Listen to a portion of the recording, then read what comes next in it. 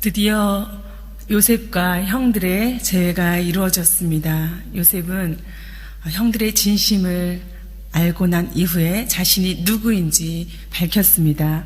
애굽의 총리가 바로 자신들이 죽이고자 했던 그 동생인 것을 알게 된 형들은 얼마나 두려웠겠습니까? 그러나 그 두려움 앞에 요셉은 관대한 용서를 베풀었습니다. 그리고 그렇게 용서를 베풀 수 있었던 까닭이 무엇입니까? 그가 정말 넓은 아량을 가졌기 때문에, 통이 큰 사람이기 때문에 그것이 아니라 그에게는 하나님의 뜻, 하나님의 분명한 그 의지를 알았기 때문에 그 용서가 가능했습니다. 앞서 45장 5절에 또 7절, 8절에 이렇게 하나님의 뜻에 대해서 요셉은 말하고 있습니다. 하나님이 생명을 구하시려고 나를 당신들보다 먼저 보내셨나이다. 하나님이 큰 구원으로 당신들의 생명을 보존하고 당신들의 후손을 세상에 두시려고 나를 당신들보다 먼저 보내셨나니, 그런즉 나를 이리로 보낸 이는 당신들이 아니요 하나님이시라. 하나님이 나를 바로에게 아버지로 삼으시고 그 온 집의 주로 삼으시며 애굽 온 땅의 통치자로 삼으셨나이다. 하나님이 행하셨습니다. 이것이 요셉의 고백이 되었습니다. 이렇게 용서를 선포한 요셉이 이제 그 형들에게 요청합니다. 아버지를 모시고 오십시오. 아버지가 보고 싶습니다. 그리고 이제 바로의 배려로 수레와 양식, 선물들을 받은 형들은 아버지께로 돌아갑니다. 엄청난 소식을 가지고 간 것입니다. 아버지에게 요셉이 지금까지 살아있습니다. 살아있을 뿐만 아니라 애굽의 총리가 되었습니다. 라고 전합니다.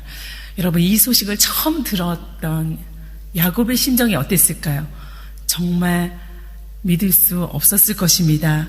이제 나이가 너무도 많이 들어서 모든 기운을 다 잃어버린, 기운만 잃은 것이 아니라 소망까지 다 잃어버린, 사랑하는 두 아들을 완전히 잃었다, 그렇게 생각한 야곱에게, 그리고 이제는 남에게 먹을 것까지 구하며 살아가야 되는 그런 처지가 된 야곱에게 이 소식은 너무도 믿을 수 없는, 말도 안 되는 그런 소식인 것입니다. 어리둥절해서 도저히 사태를 파악하지 못하고 있는 야곱이 바로가 보낸 그 선물들을 보고서야 감을 잡습니다. 그리고 그 마음에 소원이 일어납니다. 아들을 보고 싶다. 요셉을 빨리 가서 만나고 싶다. 죽기 전에 가서 보리라. 그의 마음속에 이런 소원들이 불일 듯 일어난 것입니다. 그런데 이런 마음의 간절한 소원에도 불구하고 그에게 오늘 주어진 결정은 결코 쉽지가 않습니다. 야곱은 적지 않은 생활을 타지에서 보낸 경험이 있습니다.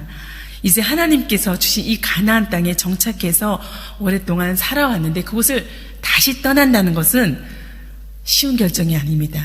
언제 죽을지 알지 못하는 그런 나이에 낯선 애굽 땅으로 또다시 이주한다는 거 간단하지가 않습니다. 앞서 아들들이 곡식을 구하러 애굽을 방문했던 그런 여행과는 전혀 차원이 다른 완전한 이주, 약속의 땅을 놓아두고 떠나야 하는 그런 선택의 기로에 서게 된 것입니다. 어쩌면 이 여행은 그의 삶 가운데 마지막 여행이 될지도 모르는 것입니다. 살던 곳에서 또다시 뿌리를 뽑아서 이주민으로, 새터민으로 그렇게 살아야 하는 것입니다. 그런데 이 마지막 여행을 앞두고 야곱이 취하는 행동이 무엇입니까? 그에게 속한 소유들을 다 데리고 떠나는 길에서 야곱은 가던 길을 멈추게 됩니다. 애굽으로 향하는 그 길목 브엘세바에 이르러서 그는 길을 멈추고 그곳에서 제단을 쌓게 됩니다. 희생 제사를 드리는 것입니다. 브엘세바는 어떤 곳입니까? 그의 조부 아브라함과 아버지 이삭이 그곳에서 머물면서 하나님께 제단을 쌓았던 곳, 예배했던 곳입니다. 이제 야곱이 이 애굽으로 이주하는 그 길목에서 제단을 쌓은 것은 이 언약의 땅 가나안을 떠나 애굽으로 가는 것이 하나님의 뜻입니까? 멈춰서서 묻기 위한 것입니다. 하나님의 뜻이 무엇인지 다시 한번 확인하기 위한 것입니다. 야곱의 인생을 돌아보면 어떻습니까? 그는 끊임없이 마음의 소원과 의욕이 가득했던 사람입니다. 그래서 때로는 자기의 소원이 하나님의 뜻보다 앞섰던 사람입니다.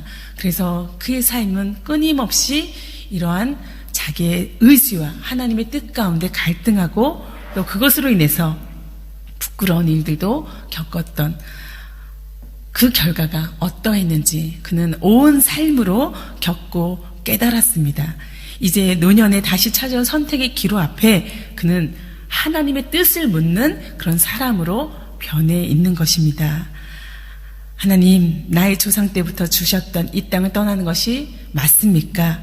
요셉을 만나러 가는 그 길이 아니라 아주 가족들을 모두 다 이끌고 애굽 땅으로 이주하는 이것이 옳은 것입니까? 하나님의 뜻입니까?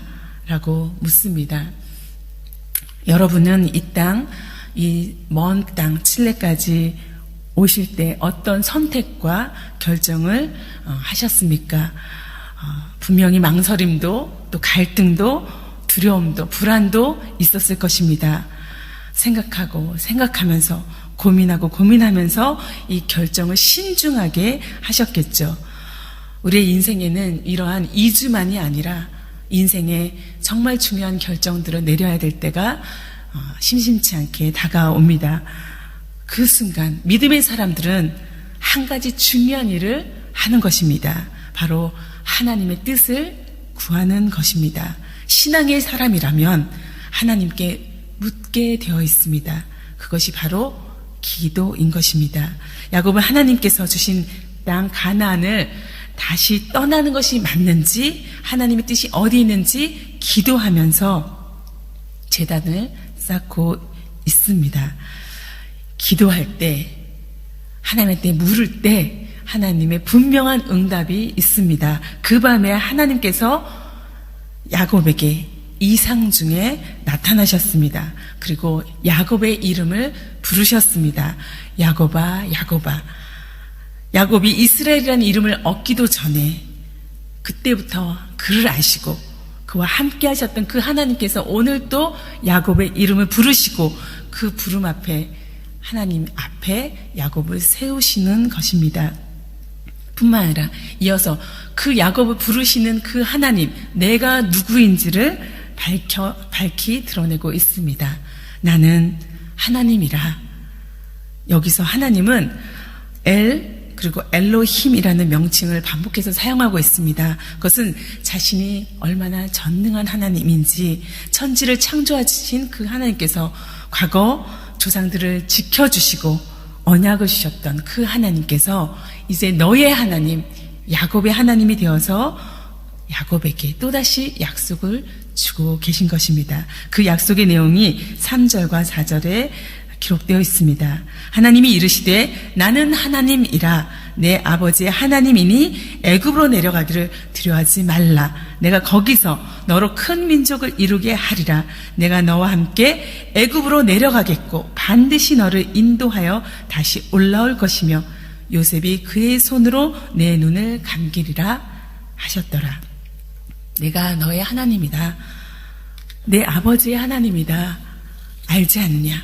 두려워하지 말아라. 애굽으로 가는 것을 망설이지 말아라. 내가 너와 함께 갈 것이다. 하나님이 항상 주셨던 그 약속, 내가 너와 함께 할 것이다. 임마누엘의 그 하나님의 약속을 또다시 주는 것입니다. 뿐만 아니라 너는 다시 돌아올 것이다. 반드시 이 땅으로 돌아와서 너의 자손들이, 내 아들 요셉이 너의 눈을 그의 손으로 감기게 할 것이다. 장사 지낼 것이다 라고 약속의 말씀을 주고 있습니다. 너무도 든든하고 큰 위로가 되는 하나님의 약속입니다. 오늘날 이 땅 가나안 땅에서 함께 하셨던 하나님, 과거 하란 땅에서도 함께 하셨던 하나님께서 이제 미래에도 애굽 땅에서도 함께 하겠다. 그리고 다시 돌아오게 하겠다라고 약속하십니다. 실제로 이 약속은 우리가 창세기 50장에서 이루어지는 것을 봅니다. 1차적으로는 야곱이 죽고 나서 그 뼈가 아들들에 의해서 가나안 땅으로 돌아와 묻히게 되는 것을 보게 됩니다. 뿐만 아니라 야곱 개인만이 아니라 민족적으로 그의 후손들인 이스라엘 백성들이 지도자 모세의 인도하에 그 가나안 땅으로 귀환하게 되는 것을 우리가 말씀 가운데 여호수아 28장을 통해서 보게 됩니다. 그렇다면 이렇게 다시 돌아올 것인데 왜 굳이 하나님께서는 야곱과 그의 가족들을 애굽으로 보내셨을까요? 하나님이 돌아오게 하겠다라고 약속하신 그 약속이 굳이 왜 이루어졌을까요? 그 하나님의 뜻이 오늘 약속 가운데 또 분명하게 드러나고 있습니다. 그 하나님이 거기서 너로 큰 민족을 이루게 할 것이다. 야곱 족속은 이제 민족의 범위로 자라나게 될 것입니다. 성장하게 될 것입니다.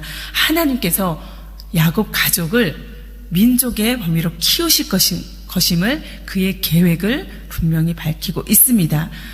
하나님은 우리가 알지 못하는, 사람이 알지 못하는 그런 계획들을 가지고 계시고 그 일을 실행하시는 분인 것입니다.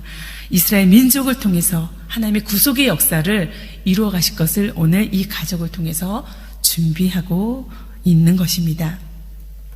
우리는 어떠한 선택 앞에서 하나님의 분명한 뜻을 내가 속 시원하게 알 수 있다면 얼마나 좋을까, 그런 생각을 할 때가 참 많이 있습니다. 그러면 고민도 갈등도 덜 할 텐데, 그런데 대부분의 경우 우리는 하나님의 뜻을 모든 시간들이 지난 이후에야 알아가게 되고 또 깨닫게 될 때가 많이 있습니다. 그런데 오늘 야곱은 출발에 앞서 그 하나님의 약속과 뜻을 밝히 알게 되었습니다.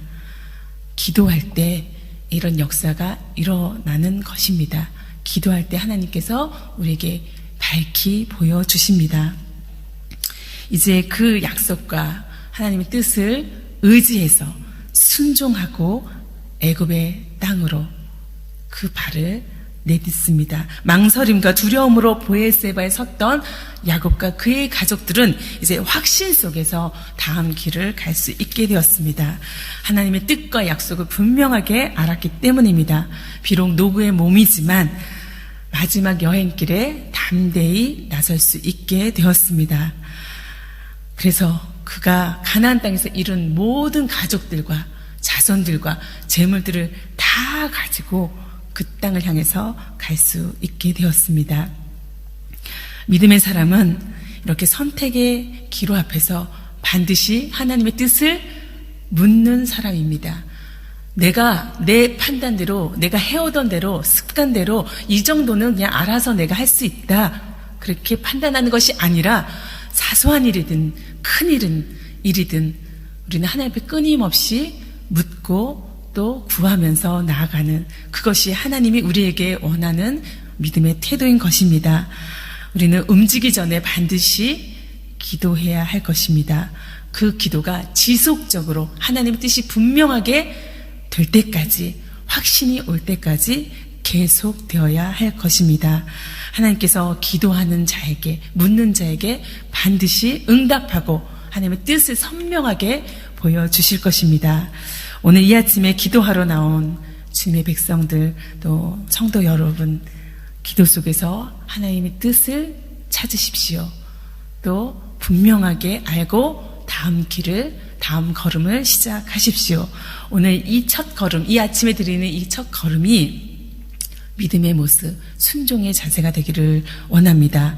하나님께서는 오늘 그런 믿음의 자세로 나아간 사람에게 반드시 너와 함께 하겠다고 오늘도 약속하고 있습니다. 이 약속이 오늘 우리의 삶의 힘이 되고 또 다음 걸음, 여행길에 하나님의 큰 힘이 되기를 간절히 소원합니다. 함께 기도하겠습니다. 주님,